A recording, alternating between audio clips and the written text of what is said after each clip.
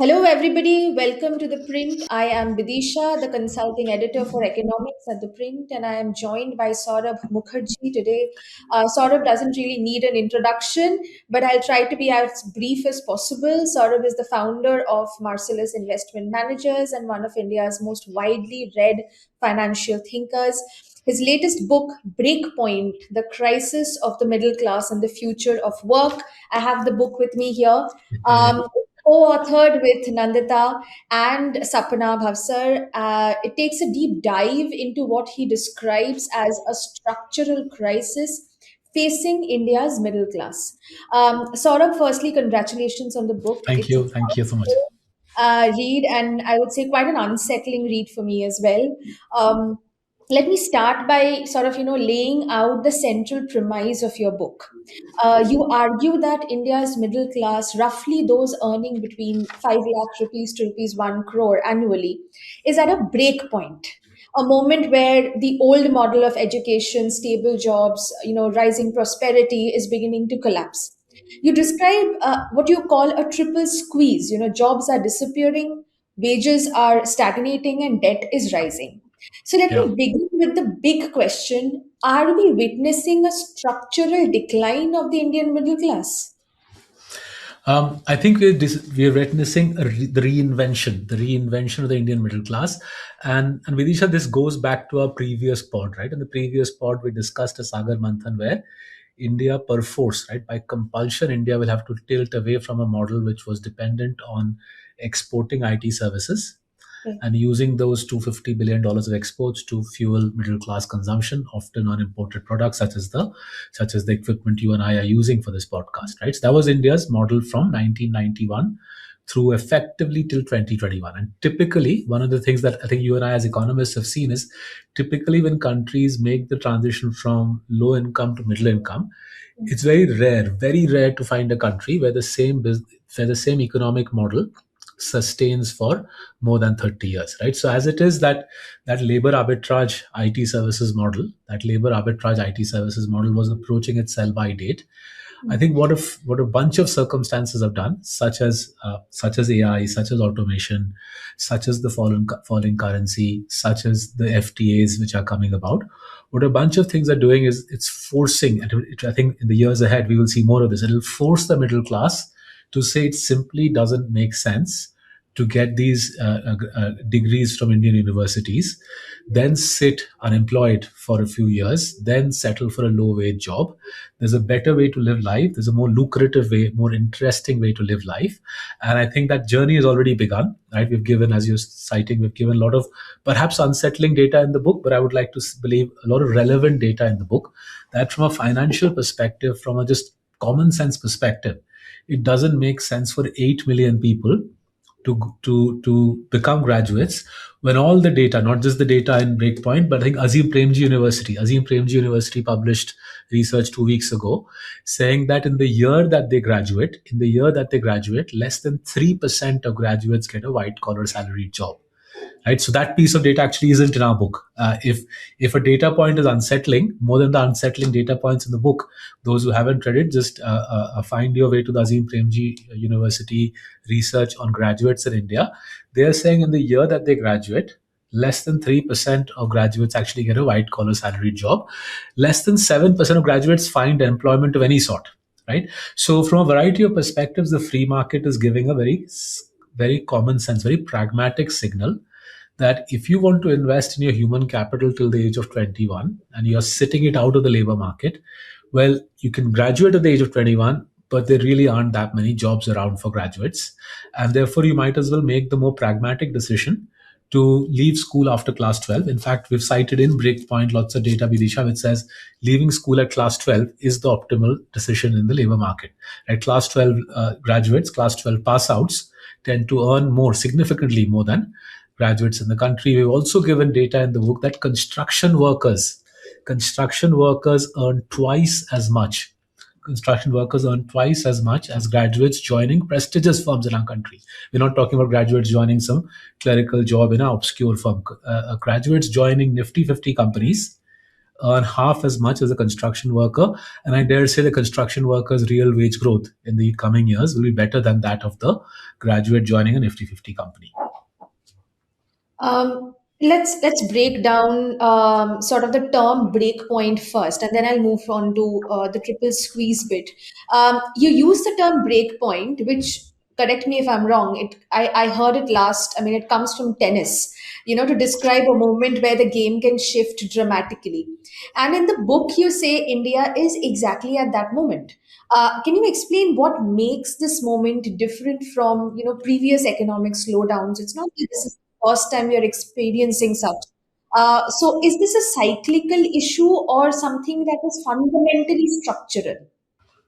Sure. So let me first use the term breakpoint as economists conventionally do. So the way economists conventionally use the term breakpoint, folks, is to say a certain period, a certain economic model has run its course, and now a new era, a new economic model will kick in. So I thought it was neat that the term breakpoint has two meanings. One is the more economisty meaning, which is a certain era is coming to an end, a new era begins. And the other is the tennis wala meaning, where the reason it's useful in tennis is in tennis, the advantage is thought to be with the server. The advantage is thought to be with the server, and therefore the guy receiving the serve is supposed to lose the game. But hey, if the guy receiving the serve keeps his wits about himself or herself, and she turns the thing on its head, she can break the serve, and thus the term break point, right? I think the Indian middle class actually is being served up on a platter such an opportunity, right?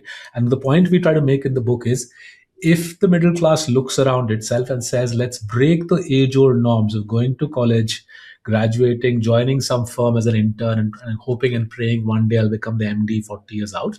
If the middle class understands that that model is done and dusted, and looks around and uses the fact that the internet, a combination of internet, social media, is giving them a global platform in which to do gig jobs, right? Just to take your example, you could become the leading India economist, not just for the Indian market. There'll be a whole bunch of people globally who will want smart economists, articulate economists. And for Bidisha, the world is her oyster.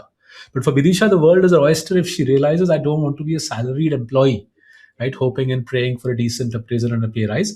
I want to be the acknowledged expert on India, doing podcasts, writing articles, writing books, speaking at lectures, and over in due course, through social media, through LinkedIn, through whatever other forms of social media, I'll build a global presence for myself. And hey, once I've built a name for myself as an India economist, why stop at India? I might want to go on and specialize and build a small firm specializing in emerging Asia, right? And the rewards for that are far greater than, for example, being the economist for, with all due respect, State Bank of India, right? You can be the economist for State Bank of India. Perhaps it's a more secure job, but being a self-employed economist, perhaps with a small firm of her own, will give you far more upside possibilities, far more exciting aspects to explore the world and explore your own potential than from being in a secure job as an economist in a large bank in Mumbai. Interesting. Let's break down that triple squeeze that you talk about. First jobs. You point out that white collar job growth has slowed dramatically, and sectors like IT, which used to absorb millions, are now seeing layoffs, partly due to AI. We've spoken about this in our earlier podcast as well. Second is wages. You show that real wages for even top tier corporate employees has stagnated over nearly a decade. And third, you have debt. You highlight that a significant portion of middle class income is now going towards servicing debt, often for consumption rather than asset creation. So, my question is, when you put these three together, what does that do to the long term stability of the middle class?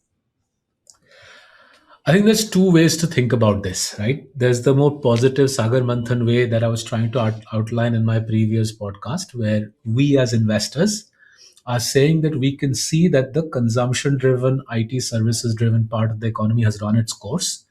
And we are actively trying to reduce our exposure to the consumption theme. A, it's expensive. B, it's as we are showing in the book, as we're showing in chapter 8 of the book, that consumption is flagging now for an extended period of time, right? And therefore, we as investors are saying, let's look at history, let's look at other countries. How will India pivot? And the natural pivot seems to be around in the direction of manufacturing services. And my colleagues and I are running around India, which is why I've fallen a little ill, which is why I'm using this tissue. We're running around India in blazing heat, trying to find exporters, export oriented companies in South India and Gujarat who can benefit as India pivots, right? So that's the investors response, that the country is changing. Let me as an investor tilt my investments to benefit from that. Then the second piece would be the middle class's response. If the middle class are providers of their labor services, they're providers of their talent to the job market. If the job market is giving them a clear signal that, look, white collar job growth, white collar job growth till 2020 was 11% per annum, which meant every 6 years the number of jobs was doubling. And now white collar job growth is 1%, i.e., there's barely any growth in white collar jobs on a per capita basis. Then it makes sense for me to tilt away from trying to gun for white collar jobs into becoming part of the global gig work economy. Right, the global gig work economy is real. It'll grow in the years to come. Low cost mobile broadband, AI, the fact that we have high quality graduates means that a different form of work will emerge. If I, as a graduate, as a provider of services to the Indian market, can be at the cutting edge of that, I stand to benefit in the years ahead. But I can only do that if in my head, if psychologically I understand the tilt, I understand the breakpoint. If the breakpoint is not understood by me and I'm blindly sitting for joint entrance exam and UPSC exams, 4, 5, 6, 7 years, then obviously, as they said, I think Santayana said, the definition of madness is doing the same thing again and again and expecting a different outcome. So there's the investor's response, which is tilt away from consumption towards exports. There's the middle class's response, which is tilt away from organized white collar office jobs towards self-employment. And finally, I think there's the policy making response. The policymakers' response in a country where you're trying to create organized jobs is to do things like PLI. You're hoping that if you give PLI to companies who make smartphones, they will make a few more smartphones, you'll employ a few more people. But if you as a policymaker realize that the road to salvation for India, right, and that's why I created a specific chapter for my friends in Delhi. If you as a policymaker realize that the road to salvation is through self-employment, through SMEs, through tiny companies, each employing 5, 10, 15 people each, then the sorts of reforms you pursue are fundamentally different from what is currently being pursued in India. So, for example, in our pantry, we don't cook anything, right? We don't have an open flame, nor do we have an induction cooktop, because if we were to do so, we would need a license, right? If we would need a license, we would then need there would be an annual inspection, and there'll be issues that will follow thereafter. If we wanted to have a proper a fridge, a proper freezer unit where you could see what drinks are displayed inside, that we would need a license for that as well. So we have a normal fridge, we don't have a freezer. Effectively, we could offer our employees hot food, cooked food, but for me to do that, I need a license. So discretion is the better part of valor. So my point to my colleagues is, look, boys and girls, there are two microwaves here. There's a hot water kettle. We can't have any cooking in this office because for that we need a license, right? But if these stupid rules were liberalized, small businesses across the country would be employing a cook. We would create jobs relatively effortlessly. Would create jobs and take the country forward. So if policymakers realize that small is beautiful, that small businesses is where the source of job creation will be. Big firms are not going to employ more people. They are very clear. Big firms are saying that we have low cost of capital, we have access to the world's best tech. Why on earth will we employ more people? And therefore, you as a policymaker also need to tilt in your thinking towards the direction in which technology has taken us, which is small firms can now create effective, competitive global franchises, but they need fewer rules and regs, they need lesser red tape, they need lower cost of land. And hey, if you can get lower cost of working capital as well, nothing like it. We could see a thousand flowers bloom. Schumpeter's creative destruction will play out more on the creative side rather than on the destructive side for India. While we are on the middle class discussion, I one thing I found very interesting in the book is that how you define the middle class. So you're not using the usual loose definition. Instead, you anchor it in income tax data and define it as those earning between rupees 5 lakh and rupees 1 crore. And you point out that this group, about 40 million people or so, drives a huge part of India's consumption and even supports the livelihoods of millions indirectly. So help us understand this. Why is this group so economically critical and yet politically almost invisible? Yeah. So the first piece, right, and thank you for picking up on that. It was probably the hardest chapter to write, that this defining the middle class. So as Vidisha, as you're alluding to, historically what economists have done is basically relatively randomly, I would submit to you, relatively randomly taken people who earn between say 5 lakhs to 20 lakhs or 5 lakhs to 30 lakhs and said this is the middle class, right? And then obviously if you take a whole bunch of lower middle income people in a poor country, then 5 years hence you're able to say, well, the middle class has gone bigger, aren't we doing so well, right? So where the inspiration for a tighter definition came was we were reading this economic and political weekly article written by Shivani Giri and S Subramaniam, and there they effectively said something which gave us an idea that the middle class should be defined in two different ways. Firstly, by definition, it should be in the middle of the income distribution. That is but obvious. But secondly, it should also contain the majority of the income in the country. Right? Otherwise, why on earth are you bothering doing so much work around a specific class of people? You're doing so much work on that class of people because your work suggests that this is the main engine for income generation in this country. So we said we will satisfy our definition, we said should satisfy both criteria, right? Now, if India was a economy with low inequality, if India was an economy with low inequality, we could relatively easily say, here's the middle of the income distribution. Let's go right at the middle, keep 25% at the lower end, 25 at the upper end, beach ka 50%, and we are done, right? But unfortunately, as we all know, India isn't such a country. We have loads of poor people and very few, around, as per income tax data, around 300,000 very rich people, right? So because these 300,000 very rich people are very, very, very rich, amongst the richest in the world, actually, you actually have to go a long way up the income distribution curve if you want to grab 50% of the income, right? And that's why our definition of the middle class starts at 5 lakhs. It does not end at 20 lakhs. It does not end at 30 lakhs. We go all the way up to 1 CR. Because if you don't go up to 1 CR, you're not going to get 50% of the income. And if you don't get 50% of the income, there's no point my killing myself for 2 years with our colleagues, with Nandita and with Sapna, writing a book on the subject, right? So our definition is 5 lakhs to a crore. Then once you buy into that definition, and I hope you did, a bunch of things follow. This strata, 5 lakhs to a crore, accounts for 70% of income tax payments, around 40% of GST payments. Right now, just how remarkable this is, to appreciate that, those watching need to understand India has roughly a billion voters. Out of a billion voters, a mere 40 million account for 70% of the income tax, 40% of the GST. But the story doesn't end there, right? What we are able to show in the book, that this 40 million drives the employment of another 200 million people who are just beneath that 5 lakh cutoff.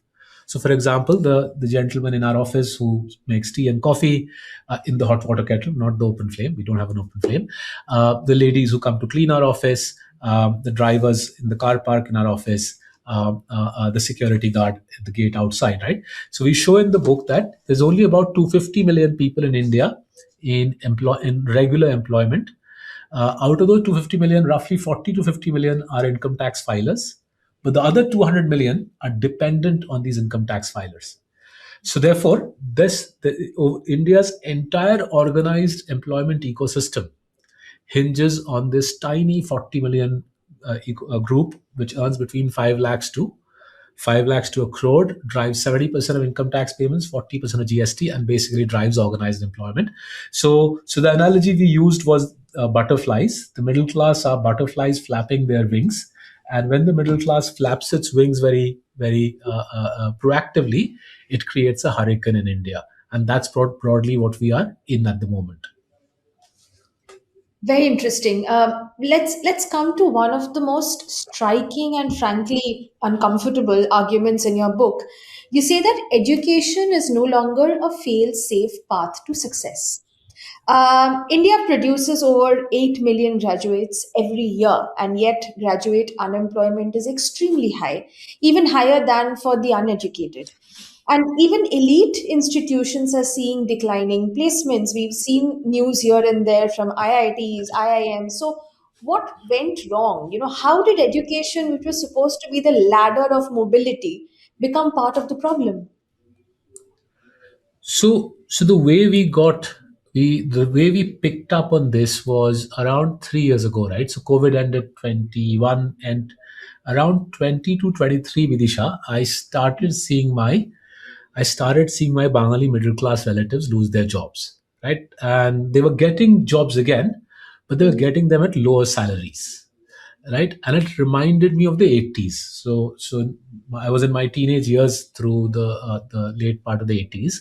I remember then in the 80s it was almost impossible to get jobs. And for those who are Bengalis watching, the phrase that we created then, and unfortunately which is coming back into vogue, was called shikhito bekar. Shikhito matlab padha likha, and bekar means unemployed. And that's when I suddenly started thinking, what's happening in our country? 2023, I started thinking, what's happening in our country? Why are educated people, A, getting booted out of jobs, B, finding it hard to get jobs in the first place, right? And at that time, the story hadn't yet played out fully. So the data wasn't actually quite as easy to get then, right?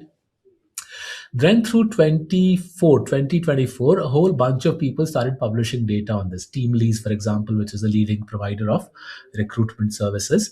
The parliament itself did a study on why are graduate employment rates falling. And PLFS, right, the Periodic Labor Force Survey in 23 published data showing that the unemployment rate for graduates was 10x that for illiterates, right? So if you're a graduate, 30% of the graduates are unemployed. By the way, the Azim Premji University data is showing the same thing. 30% of graduates in India are unemployed. Ironically, a little higher than the 80s. In the 80s, graduate unemployment was around 27-28%. Now graduate unemployment rates are higher. But if you're illiterate, if you're illiterate, the unemployment rate is a mere 3%. So that's when we really got stuck into this thing. What on earth is happening? And at its simplest, what's happening is demand for graduates is waning, because, as we discussed, right, the best run companies in India are replacing human beings with technology, right? Even we are doing that in Marcellus. We are finding that AI does a great job of the basic research on stocks, right? And companies who are far larger than us, say a TCS or a Bajaj Finance, they've got access to world class AI. They can do so much more to replace human beings, for example, in call centers with technology. So the demand for graduates is falling, but because of demographics and because of government policy, the supply of graduates is rocketing. So at the moment, India produces 8 million graduates a year, 80 lakh graduates a year. A decade ago, that figure was 6 million. So 60 lakhs. So in the course of a decade, number of graduates, fresh graduates, has risen from 6 million a year to 8 million, but demand is stagnating. So as economics would suggest, if you keep increasing the supply but demand stagnates, your real wages get crunched. And that's what we're broadly seeing. White collar real wages are getting crunched by roughly a third every decade. I would like to now throw a little more light on the social media and financial behavior aspect. So that's another compelling part of your book, the role of social media. You describe the post-geo era not just as a digital revolution, but as a psychological and financial disruption. You talk about rising anxiety, comparison driven lifestyles, and even risky financial behavior like FNO trading, where millions of Indians have collectively lost enormous amounts of money. So, in my question, how exactly is social media reshaping middle class behavior, in your opinion? And are we underestimating its economic consequences? So I think, as an economist, as a bit of a geek, right, I certainly underestimated the importance of social media because I'm not on it that much other than posting for my books and my blogs. I didn't quite understand how social media industrializes aspiration, right? So it took us the writing of the book. Nandita is far younger, and she's part of the the next generation after me, and she was able to help me understand. And then talking to my daughter, who's 16 years old, my 16-year-old daughter, then helped me a little further. So what happened was, where we were singularly unfortunate was, a decade ago we got three things that no other country in the world did. Obviously, we got basically free broadband, right? But we got free broadband in the youngest demography in the world. Now, there's a lot of research which shows that social media is far more influential, has a far greater impact on adolescent psyches than on middle-aged men like me, right? And in fact, that's why Australia last year banned social media for 16-year-olds, and unless I think Karnataka is planning to do the same, right? So our the median Indian is 28 years old. So roughly when she was 18 years old, she ended up getting free broadband. Not only did millions of other youngsters not only did millions of other youngsters get free broadband, we're also one of the most unequal societies in the world. And being an unequal society, I think, has a huge impact on the aspirational aspect of social media, and especially the industrialization of aspiration. Let's take two different facets of it, which we have tried to address in the book. So, for example, if a Bollywood film star advertises on social media or parades on social media his or her holiday in Paris, it's now visible to everybody else. People who don't have the means to holiday in Paris now believe it's a legitimate aspiration to holiday in Paris. Now, if one such person, say, let's take a random example, one such person from a small town such as Meerut, right, low middle class person earning 5, 10, 15 lakhs now holidays in Paris, and he or she posts that, then everybody else in Meerut says, well, it's not just Hollywood film stars. Even our boys and girls from Meerut are partying in Paris. Why should we be left behind?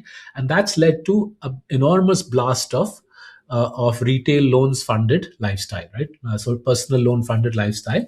In the book, we point out that the most common use of personal loans is to go on holiday, right?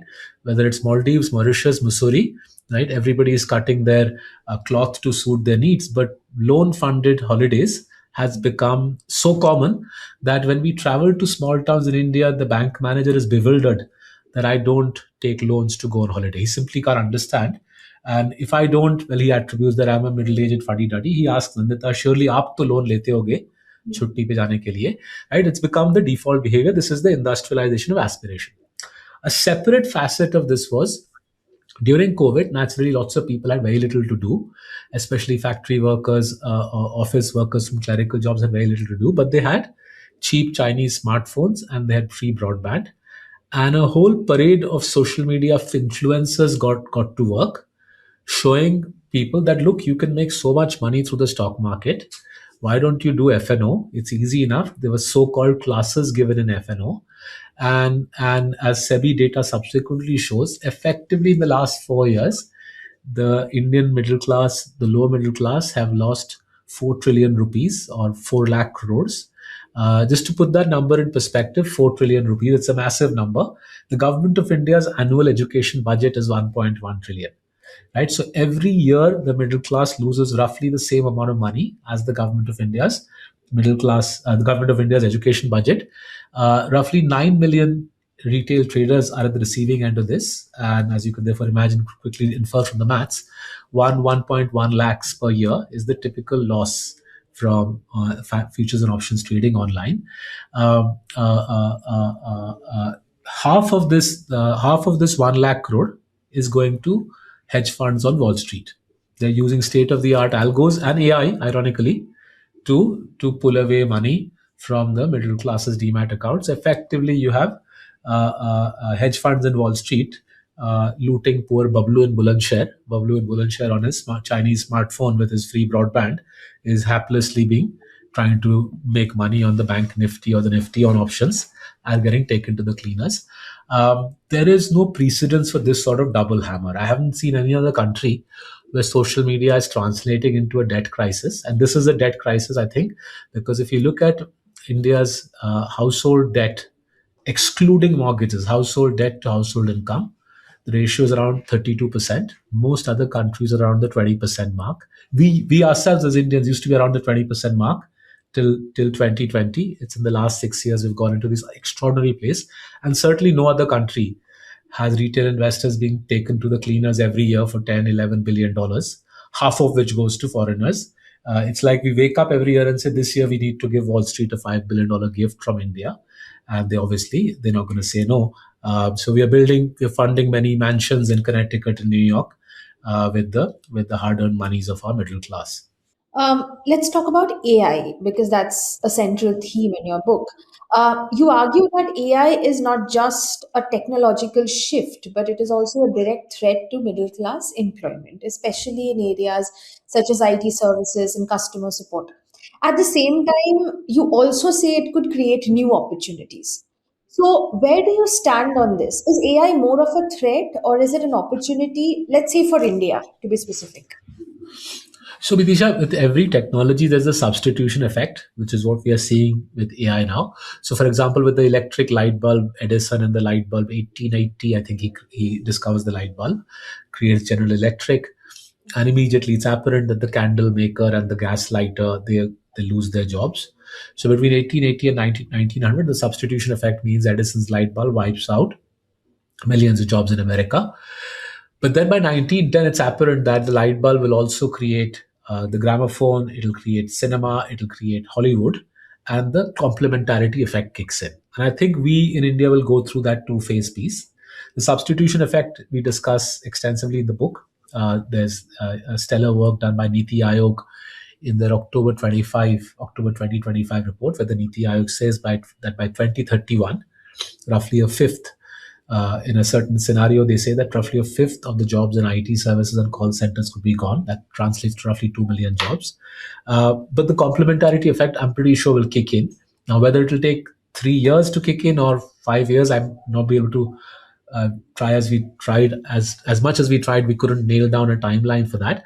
But it does look relatively clear that as the whole world takes to AI, the creation of bots, the training of AI for specific use cases, right? And say a small restaurant chain in South Africa, say 5 or 10 restaurants, if they want to get their entire customer servicing, customer response automated, they will reach out through the internet to a small firm, a small tech firm somewhere in South India or Noida, and that tech firm will use outsourced outsourced AI trainers who could be sitting in their rooms in could be Noida, could be Shimla, could be Kolkata for all I know.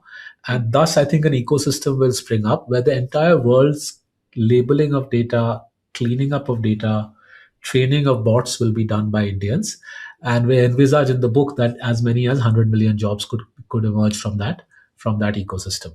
But there's a transition underway. We'll have to go through the substitution effect first and then the complementarity effect, right? And whilst we were writing the book, we thought, well, will there be an interplay between AI and the rise of manufactured goods exporters, right? We couldn't quite think that through, but interestingly, Google created an advert. Google's advert played between overs in the T20 cricket World Cup, where a certain person asks himself or herself, how do I create a manufacturing exports business selling to Europe? And the advert shows Gemini coming up with the steps required to become a manufactured goods exporter to Europe. So I thought that was quite apt that AI and the export opportunity come together. Whether that will happen in 2 years or 2 months, I'm not able to pin that down. But hey, the sooner the better. Whilst we are on the substitution and complementarity effect, I would also like to highlight the shift to entrepreneurship bit that you speak about. So, one of the key conclusions is that, in the book, is that India needs to move from an employee mindset to an entrepreneurial mindset. You suggest that the old model, study hard, get a job, climb the ladder, is no longer sufficient. So, what does this new mindset actually look like in practice? And realistically, do you think can the average middle class Indian make that transition? Yeah, so let me talk about how I made the transition 8 years ago, and it'll give you a clue as to I think why many millions more will make that transition. So it was 2018. I was thinking about leaving my relatively secure job, but as always, you are apprehensive and you think about the family's future and secure sources of income and so on. So I met Mark Mobius, the legendary emerging markets investor. I met him near Mumbai airport for a drink, and I was sharing with him my apprehensions about leaving my job. So this was 2018, and 2018, the great man said to me that, look, sort of all of these structured jobs in corporate setups, it looks as if you're climbing a ladder.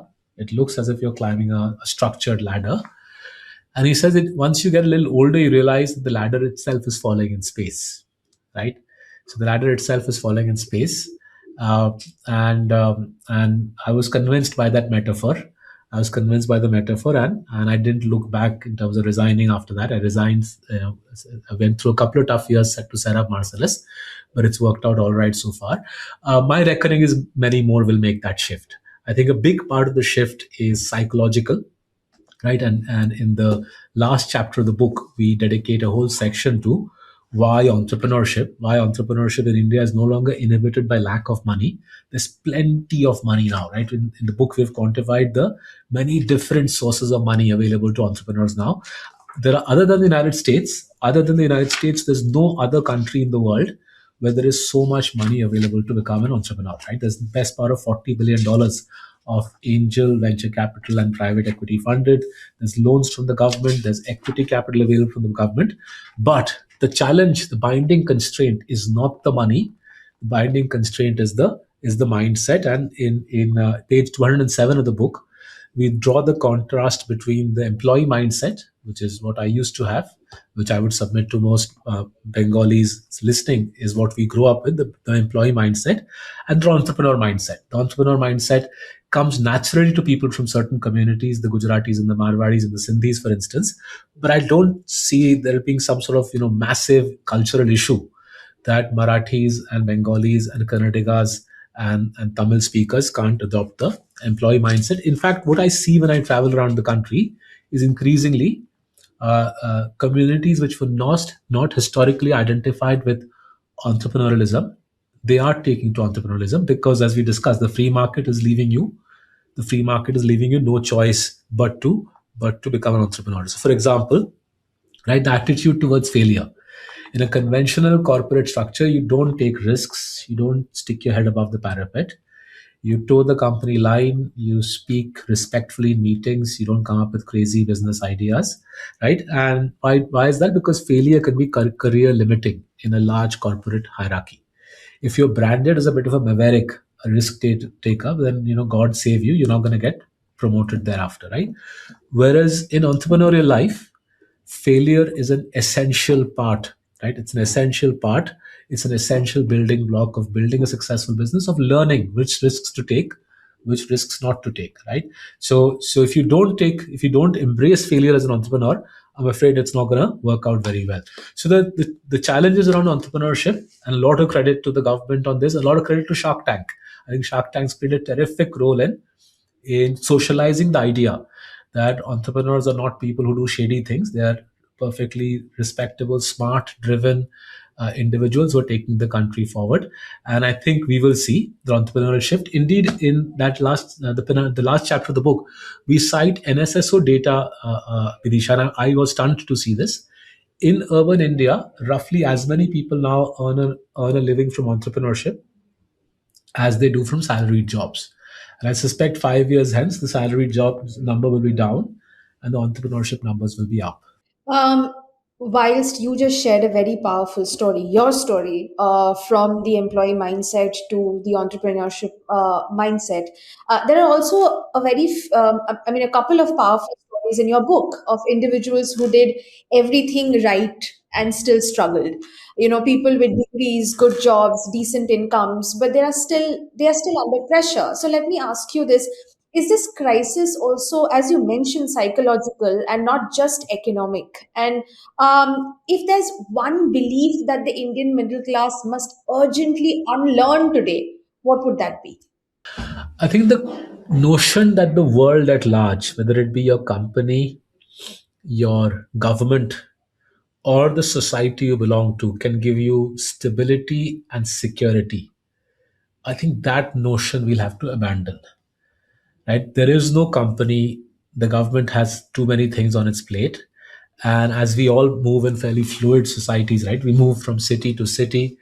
Um, uh, we'll naturally find it harder and harder to say, hey, I belong to, for example, North Bombay. All my friends and family are from North Bombay.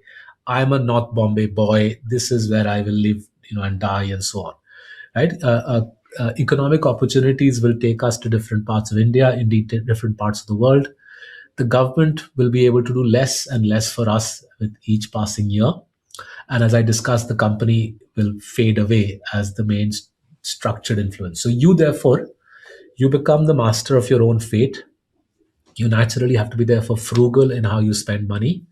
You have to save money to create big financial buffers for yourself, however hard it might feel. You have to be very clear about your financial goals in life. So, if you want to send your kids to study in a certain place by the age of 13 or 14 or 15, you need to save up for that. If you want a certain retirement by a certain age, you need to save up for that. In the old world, your employer would provide a pension.